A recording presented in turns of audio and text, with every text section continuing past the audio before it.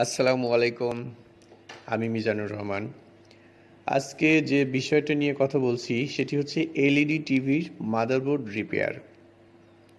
LED টিভির motherboard বিভিন্ন ব্র্যান্ডের হতে পারে। তো সমস্যাটা হয়েছে যে সব ব্র্যান্ডের মাদারবোর্ড সবার কাছে সব স্পেয়ার পার্টস থাকে না, বা সব কোম্পানির মাদারবোর্ডের কাজ সবাই বোঝে না। এই মাদারবোর্ডটি আসলে চায়না তো অবশ্যই, বাট বাংলাদেশে ভীষণ ব্র্যান্ডে ব্যবহার করা হয়েছিল। এই মাদারবোর্ডটি দেখেন অবস্থা আমরা যদি দেখাই এইখানে বা পাওয়ার সাইডে এইসব জায়গায় দেখাই, অনেক পুরনো। এইটা যেমন আরেক ফাংশন, এটা হচ্ছে মেমোরি সিস্টেম কন্ট্রোল আইসি। তো এটা হচ্ছে যে প্রসেসর আইসির সাইডে প্রবলেম ছিল, মেমোরি ল্যাপস ছিল। তো এই মাদারবোর্ডটি প্রকৃত অর্থে যেটি হয়েছে, এটি টিভিটি চালু হতো না।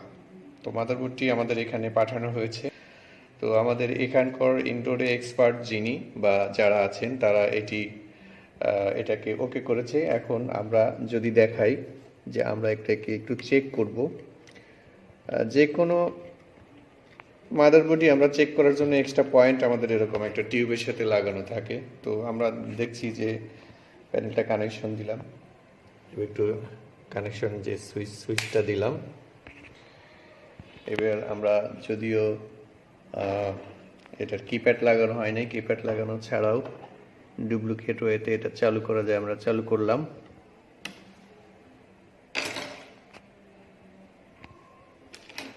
টিভিটি চালু হয়েছে। ভীষণ ব্র্যান্ড, দেখেন এটা আসলে ভীষণ ব্র্যান্ডের। দেখতে পাচ্ছেন টিভিটি চালু হয়ে গেছে, মানে মাদারবোর্ডটি চালু হয়ে গেছে।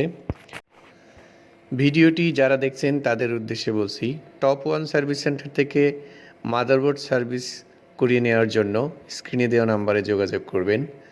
বাংলাদেশের যে ইঞ্জিনিয়ার বা টেকনিশিয়ান ভাইয়েরা আছেন বিভিন্ন জেলায়, বিভিন্ন স্থানে, বিভিন্ন এলাকায়, যারা পার্সোনালি সার্ভিস সেন্টার দিয়ে সার্ভিস করছেন, যদি কারো এমন প্রয়োজন হয়ে থাকে যে মাদারবোর্ড প্রবলেম হয়ে যাচ্ছে, সার্ভিস করা সম্ভব হচ্ছে না, প্রবলেম ফেস করছেন, আমাদের সাথে যোগাযোগ করুন।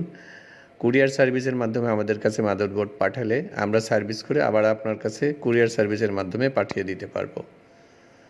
ধন্যবাদ সবাইকে, ভালো থাকবেন।